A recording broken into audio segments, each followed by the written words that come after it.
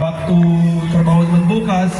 So, ipaano natin na tayo lang hindi, ang samahan natin hindi lang hanggang dito.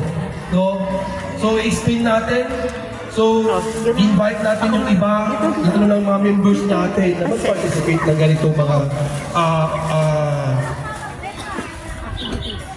event ng alliance natin. Hindi lang yung ilan lang member natin. As a leader, kailangan gawa tayo ng paraan na ma-encourage yung mga members natin na mag-attend ng mga ganitong. Kasi wala, next year iba na naman. Diba? So alam naman natin, as a OFW, hindi tayo palagi nasa Macau.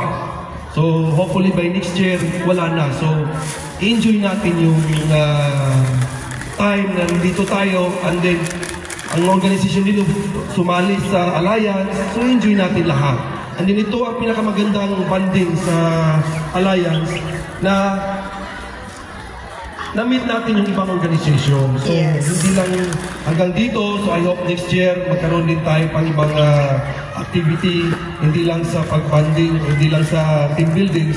Hindi sa i-request ko nga kay Pres, yung anniversary natin, kung sana, ganito na lang din. Hindi natin yan sa hotel kasi ilan lang ang maka-attend. Diba? So, mga ganito lang, simpleng konting contribution. At ang importante na ang banding natin at saka ang saya. Diba? Hooray! Yo! Okay, so thank you and good luck and congratulations to all. Lalo na sa nanalo. Thank you. Sige po, I'll take over this one kasi po wala po yung secretary.